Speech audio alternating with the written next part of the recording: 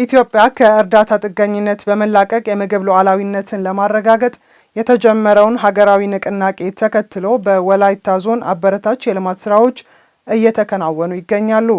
በተለይም ከተረጂነት ወደ ምርታማነት የሚደረገውን ጉዞ እውን ለማድረግና የድንገተኛ አደጋዎችን በራስ አቅም ለመቋቋም የሚያስችል የእህል ክምችትና የመጠባበቂያ ፈንድ የማሰባሰብ ስራ በልዩ ትኩረት የተመራ መሆኑ ተገልጿል።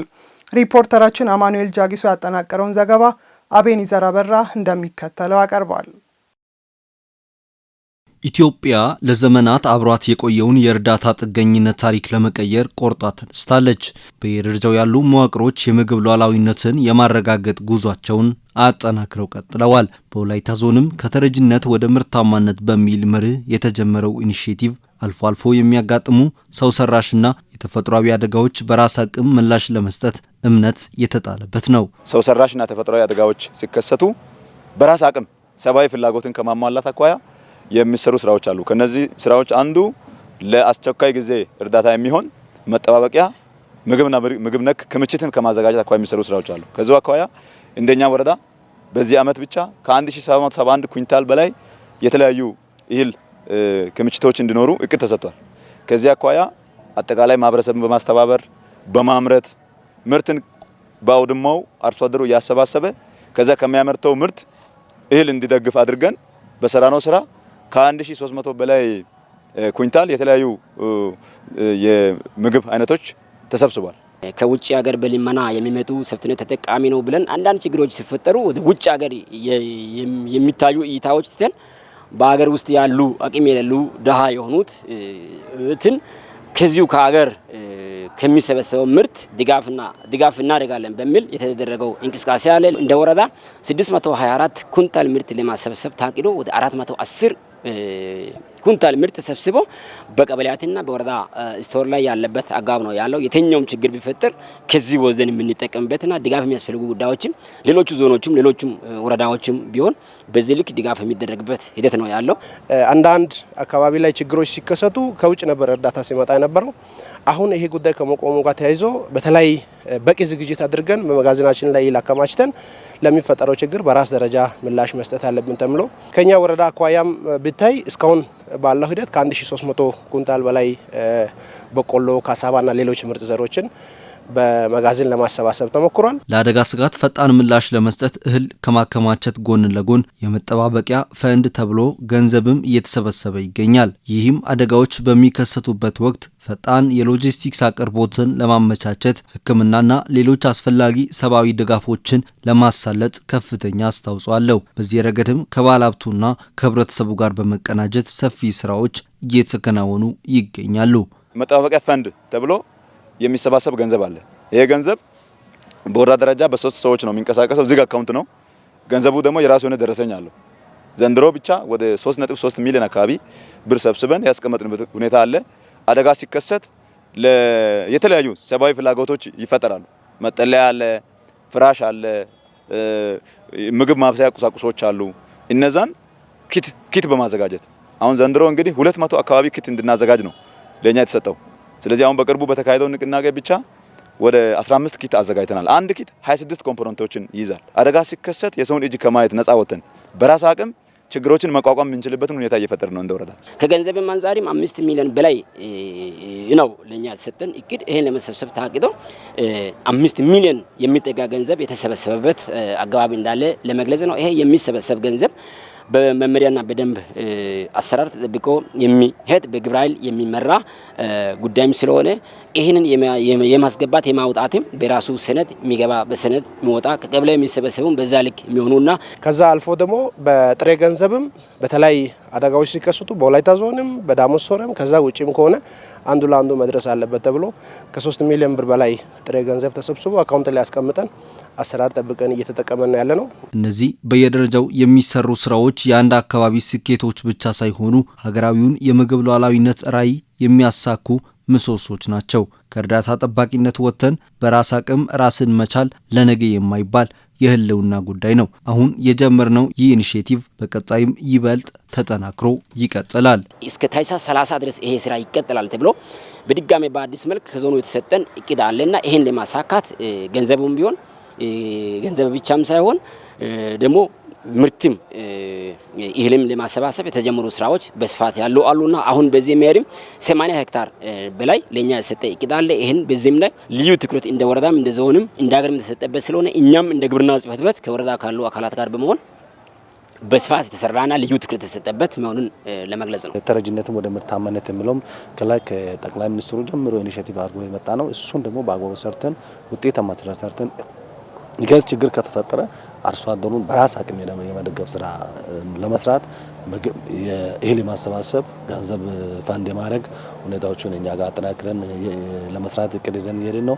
በዚህ መንገድ መደጋገፉ ካለ ምንም መኛትን ኢትዮጵያ ይሁን ማድረግ እንችላለን የሚል ሀሳብ ስላለ በጥሩ እጅ ይዘን በቀኝ እጅ ይዘን እየሰራን ያለንበት ሁኔታ እንዳለ ለማንሳት ነው። ቀጣይ ግን አሁን ያሉብን ጉድለቶችን በመፍታት በመቅረፍ ህዝብን በማስተባበር የተለያዩ ህብረት ስራ ማህበራት፣ የእምነት ተቋማት፣ ግል ባለሀብቶች እነዚህን በማስተባበር ሪሶርስን ሞቢላይዝ አድርገን በራስ አቅም ራስን የመቻል ስራ ከመስራት አኳያ እንደ ወረዳችን ጥሩ ስራ የተሰራ ያለ መሆኑን ለማንሳት ነው። የእርዳታ እህልን መጠበቅን ታሪክ ለማድረግ የራስን ጓዳ በራስ ምርት መሙላት ብቸኛው አማራጭ ነው። በወላይታ ዞን የመጠባበቂያ እህልና ገንዘብ የማከማቸት ስራ የምግብ ሉዓላዊነትን ለማረጋገጥ የተጀመረውን ጉዞ የሚያፋጥን ትልቅ ራዕይ ነው። ጥራት ያለው ትምህርት ተደራሽ በማድረግ ብቁና የተማረ የሰው ኃይል ለማፍራት የሚደረገውን ጥረት ሁሉም ወገን ሊደግፍ እንደሚገባ የኪንዶ ዲዳይ ወረዳ ትምህርት ጽሕፈት ቤት አስታወቀ። የወረዳው አስተዳደር በበኩሉ የመማር ማስተማር ሂደቱን ይበልጥ ውጤታማ ለማድረግና ለተማሪዎች የሚሰጠውን ዕውቀት ፍሬ እንዲያፈራ በትኩረት እንደሚሰራ ገልጿል። በወረዳው ለቀጣዩ የትምህርት ዘመን በቂ ዝግጅት ለማድረግም ከወዲሁ የክረምት ማጠናከሪያ ትምህርት ተጀምሯል። አዲስ ዓለም ሞገስ ተጨማሪ አለው። የትምህርት ጥራት ማሻሻል ለአንድ ሀገር አጠቃላይ ኢኮኖሚ፣ ማህበራዊና ፖለቲካዊ እድገት መሰረት መጣል ነው። ይህንን በመገንዘብ በኪንዶ ዲዳይ ወረዳ የትምህርት ጥራትን ማሻሻል ላይ ያተኮረ ውይይት ተደርጓል። የወረዳው ትምህርት ቤቶች ጽሕፈት ቤት ኃላፊ አቶ ባራና ባሳ ጥራት ያለው ትምህርት ተደራሽ እንዲሆን የሁሉም ሰው ሚና ከፍተኛ ሊሆን ይገባል ብለዋል። ትምህርትን ያለ ስስት የሚለው ነው። ትምህርት ደግሞ ለትውልድ ነው። ይሄ ንቅናቄ የምናደርገው ስለዚህ ትምህርት ለትውልድ ሲባል ለመነሻችን መድረሻችን ለኛ ትምህርት ነው። እዚህ ላለው ሰው ሁሉ በዚህ ትራት አልፎ የመጣ ዜጋ እስከሆነ ድረስ ሀያ ገንጦ ሲማዲ እስከ 8ኛ እስከ 10ኛ ያላጠናቀቀ አንድም ሰው የለም። ለሁሉም ሰው ዲፕሎማና ከዛ በላይ ወዘን ነው። ክቡር ስልጣናው ቦርዶቻችን ጭምር ዲፕሎማና ከዛ በላይ ያዙ ሰው ኢቪ ላይ የወረዳው ዋና አስተዳዳሪ አቶ አበበ ዋኬ በተለይ መምህራን ማስተማር ብቻ ሳይሆን ያስተማሩት ትምህርት ፍሬ እንዲያፈራ መከታተል ይገባቸዋል ነው ያሉት። ከክፍል ማሻገር ሳይሆን ዋናው አውትፑት ላይ ውጤታማ የሆነ ተማሪ 6ኛ ክፍል ተፈትኖ ሚኒስትሪ የሚያልፍ ከፍተኛ ቁጥር ያለው ተማሪ ለማፍራት 8ኛ ላይ ለሚሰጠው ሚኒስትሪ ከፍ ያለ ቁጥር ይዘን እልክና ወኔ ኃላፊነት ጀግንነት ልንወጣ ይገባል። 12ኛ ላይ በተመሳሳይ ስለዚህ በርካታ ትምህርት ቤቶች ዜሮ ተማሪ ወደ ዩኒቨርሲቲ ጆይን እንዲያደርግ ያደረጉም አሉ። እንደኛ ወረዳም አለ ሃይስኩል ላይ። ስለዚህ ይሄ ቀጣይ ሊቀረፍ የሚገባ ተወዳዳሪና ብቁ ዜጋ እንዲፈጠር የትምህርት ጥራት ላይ ትኩረት ሰጥተው መስራት አስፈላጊ መሆኑን የተመለከቱት ደግሞ የኪንዶ ዲዳይ ወረዳ የመንግስት ዋና ተጠሪ አቶ ትእዛዙ ጳውሎስ ናቸው። ሀገሪቱ በደረሰችበት ደረጃ ማድረስ ከቻለን ተወዳዳሪ ትውልድ መፍጠር ከቻለን እኛው ነገ ሌላ ሰው ሊሆን ይችላል። ትላንትም የነበረው በሌላ ሰው ሊሆን ይችላል። ዛሬ የሚመጣው ውጤትም ውድቀትም በእኛ ላይ ነው የሚመሰረተው። ወደ ታች ስንወርድ በኃላፊነት ስሜት መንቀሳቀስ ተግባራትን መወጣት ነው የሚያስፈልገው። በውይይቱ የተሳተፉት የተለያዩ አካላት በበኩላቸው በቀጣይ ዓመታት የትምህርት ጥራትን ለማምጣት በሚሰሩ ስራዎች ላይ የራሳቸውን ድርሻ እንደሚወጡ ተናግረዋል። ከመንግስት እስከ ተማሪ ሁሉም ሰው እጅ ለእጅ ተያይዞ በሚሰራበት ወቅት ነገር ይሳካል። ስለዚህ እኛ እንደኛ አካባቢ ደግሞ ምን እናደርጋለን? ያለን ሪሶርስ ምንድን ነው? ሰዎች አለ፣ ሀብት አለ። ሀብት፣ ገንዘብ፣ የተማረ ሰው አለን ብለን የምንል ከሆነ በዛው ልክ ትኩረት መስጠት ያለበት ውጤታማ ተማሪ ማግኘት የሚፈልግ ከሆነ ጤናው የተጠበቀው ነገር ጤና ጋር ያለው ነገር ያው መስራት አለ። ምክንያቱም ጤና ትምህርት ያው የአንድ ሳንቲም ሁለት ገጽታ ስለሆኑ እዛ ጋር አበክረን መስራት አለብን። እዛ ጋር ደግሞ የምንሰጣቸው ትምህርት ለተማሪዎች እዛ መሰረት ትምህርት ተማሪዎች በዚህ ሁሉ ነገር ይቀበላሉ፣ ነጭ ወረቀት ናቸው። ስለዚህ እዛ ጋር ያዩትን ነገር የተማሩትን ነገር ወደ አካባቢ ወደ ህብረተሰብ ወደ ቤተሰብ ይዘው ስለሚሄዱ ከዚህ ጋር ተያይዞ የትምህርት ቤት ላይ የጤና ክበባት የብቃት ነው በጣም አክቲቭ መሆን አለባቸው ብለው ነገር ለማንሳት ፈልጋለሁ። ግቢን ለማስጀመር አሁን ማስታወቂያ እየለጠፈንን ተጨማሪ ተማሪ መጥተው እዛ እንዲማር። ስለዚህ እነዚህ እና መሰል ጉዳዮች በጣም ዛሬ በዚህ ባለው መድረክ ላይ ጠንካራ ጎን ተለይቶ ቀጣይ ላይ ደካማ ጎን ምንድነው የሚለው ነገር ተነስተው በበቂ ሁኔታ ውይይት ተደርገን ተነስተናል። በወረዳው ለቀጣዩ ትምህርት ዘመን በቂ ዝግጅት ለማድረግና ጥራትን ለማረጋገጥ ከወዲሁ የክረምት ማጠናከሪያ ትምህርት ተጀምሯል። አንዳንድ ጊዜ የሚስተዋለው የተጋነነ የሰርግ ወጪ መዘዝ በብዙ ደስታ የተደገሰለትን ትዳር እስከ ማበላሸት የሚያደርስበት አጋጣሚ አለ። በተለይም ከቅርብ ዓመታት ወዲህ በሀገራችን እየተለመደ የመጣው ከፍተኛ የሰርግ ድግስ ወጪ ማህበረሰቡን ለከፋ ኢኮኖሚያዊና ማህበራዊ ቀውስ እየዳረገ ይገኛል። ጉዳዩን አስመልክቶ ባልደረባችን ማሩሞላ ከወላይታ ሶዶ ከተማ ነዋሪዎች ጋር ያደረገውን ቆይታ ተከታትለን እንመለስ። ጠቃሚ ባልሆኑ ነገሮች ላይ በጣም ብዙ ሰዎች ትኩረታቸውን የሚያደርጉበትን ሁኔታ እያየን ነው ያለነው። ወትሮ ከተለመደው ውጪ እጅግ በጣም አሳፋሪ የሆኑ ነገሮችን እያየን ነው ያለነው። አሁን ሀገራችን እንግዲህ ኢኮኖሚካሊ ያለችበት ሁኔታ ይታወቃል። ይሄ ትምህርት ማያስገኝ ማለት ጥሩ ተለምዶ ያልሆነ ከዚህ ቀደም ደግሞ በሀገራችን ባህልም ወግም የሌለ አይነት ሁኔታዎችን በብዙ እያየን ነው። የምዕራባውያንን የሚዲያ ሰርቺንግ እንትናችን በጣም ሰፊ ስለሆነ ውጭ ሀገራት ኢኮኖሚካሊ ያደጉ በተለያየ ነገር እጅግ ከፍተኛ የሆነ ቴክኖሎጂ ያላቸው ሰዎች የሚያደርጉትን በመለስተኛ እድገታችን እኛ ያለንን መለስተኛ ኢኮኖሚያችንን እያባከንን ያለንበት ሁኔታ አለ።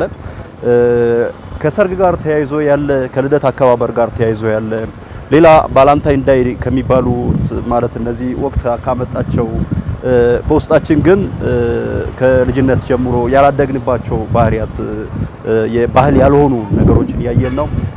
እጅግ በጣም በሚያሳፍር ሁኔታ የኢኮኖሚ ብክነት አለ። አንዳንድ ሰዎች አቅም የሌላቸው ሰዎች ከአቅማቸው በላይ ነገር እያደረጉ ቤቶችም እያሸጡ ምናምን እያደረጉ ስለሆነ እንደ አቅማቸው ቢያደርጉ ደስ ይለኛል ብዬ በኔ በበኩሌ አስባለሁ። ከአቅም በላይ የሆነ ነገር ለማድረግ አንድ ሰው ወይም ቤት ይሸጣል ወይም በቃ ራሱ ያለውን ራሱን የሚያስተዳድር ነገር ይሸጣል። ከዛ በኋላ በኢኮኖሚ ቀውስ ላይ ይወድቃል። ይሄ ተገቢ አይደለም። ልጅ ማስተማር ጥሩ ሆኖ ሰው አቅሙን መጥኖ መግባት ማውጣት ማወቅ ጥሩ ነው። ያለ አቅም ደግሞ ሰው ማውጣት አንድ ነገር ላይ መግባት ጥሩ አይደለም። እንግዲህ አሁን በልጆች ምርቃት ላይ ብዙዎች ከ30 ሺህ በላይ ገንዘብ ያወጣሉ። ለምሳሌ ደሃ ማለት ነው። ያ ማለት የራሱን ኢኮኖሚ እንግዲህ ይጎዳል። ኢኮኖሚ ማጉዳት ደግሞ ተመልሶ ያንን ልጅ ማስተማር አይችልም። ኪሳራ ውስጥ ራሱን የሚከተውም ከኪሳራው ራሱን ነፃ ማድረግ የሚችለው ሰው ራሱ ነው። ምንድነው በሳት አስተሳሰባቸው ለህዝቡ መቀየር አለበት ብዬ ነው እኔ ማስበው። ምንድነው ድሮ ኦልድ ነገሮች ነው አሁን ሰው የተከታተለ ያለው። ዘመናዊ የሚባለው አሁን ልክ ሰርግ ይህን የሚያክል ወይም ልደት ሲያከብር ቤት ተደርድሮ በጣም ተጋኖ ሰው እንደዛ የሚያደርግ ከሆነ ራሱን ገሏል ማለት ነው። አሁን እዚህ ጋር አብዛኛው ጊዜ ሰው አራርቆ ማሰብ ያለበት ምንድነው፣ በራሴ በኩል ነው የማስቀምጠው ምንድነው አንድ እንጀራ ወይም አንድ ዳቦ በልቶ ለማደር የተቸገሩ ሰዎችም እንዳሉ ማሰብ አለባቸው። ለነዛ ሰዎች እነዚህ ምንድነው መልእክታቸው የሚለው ነገር ማሰብ አለባቸውና እኔ ተመልሼ ደሃ ሊሆን ይችላል። ደሃ በበዛበት ወይም አቅሜ የሌለውም ጎኔ ላይ ካለ እነዛ መርዳት መቻል አለብኝ እንጂ የራሴን ብቻ እኔ ልታይ ካልኩ የሆነ ዛል ላይ ሰው ነውና ማግኘት እንዳለ ማጣትም አለው ብዬ ነው ማስበው እኔ በራሴ በኩል። ስለዚህ ሰው አስቦ እንደዛ አይነት ውስጥ ቢገባም ከዛ በታች ያለውም ከራሱ በታች ያሉ ሰዎችም ቢያስበውና ግንዛቤ ውስጥ ቢያደርገው መልካም ነው እላለሁ። ከሰርግ ጋር ተያይዞ ያለው ነገር ሰርግ በጣም አሳፋሪ የሆነ መጥቷል። ሰርግ አንድ ሰው ሰርግን ሲደግስ ውጤታማ ሆናለሁ ብሎ እየደገሰ አይደለም። ዝና አገኛለሁ፣ ክብር አገኛለሁ፣ ስም አገኛለሁ፣ ሚዲያ ላይ ይታያለሁ እያለ ነው ሰርግ እየደገሰ ያለውና እጅግ በጣም አሳፋሪ ነገሮች አሉ። በሰርግ የሚመጡ ክሳራዎች፣ በልደት የሚመጡ ክሳራዎች፣ በተለያዩ እነዚህ ባልተጠበቁ ሁኔታዎች የሚወጡ ክሳራዎች በሙሉ አሳፋሪ ሆነዋል። የሌለውን ኢኮኖሚ ወደታች የማሽቆልቆልና እጅግ በጣም ደሃ ችግርተኛ የሚያደርጉ ሁኔታዎችን ያየንባቸው ሁኔታ ነው ያለው። ባደጉ ሀገራት እንደምናየው ከሆነ ሰው በብዙ መንገድ ሰርግ ያከብራል። በዛን ጊዜ ደግሞ ከአቅሙ በላይ የሆኑ ነገሮችን በማድረግ ብዙ ጭንቀቶች ውስጥ ይገባል። ከዚህ ይልቅ ሰዎች አሁን ከራሳቸው ኢኮኖሚ ጋር ሜጃስት አሁን ለምሳሌ እንደ መጠኑ ሀብታም ከሆነ እንደ ሀብታምነቱ፣ ድሃ ከሆነም ደግሞ እንደ ድህነቱ እንደ አቅሙ ሰርግ ቢያወጣና በሰላማዊ መንገድ ቢኖር ጥሩ ነው ብዬ አስባለሁ።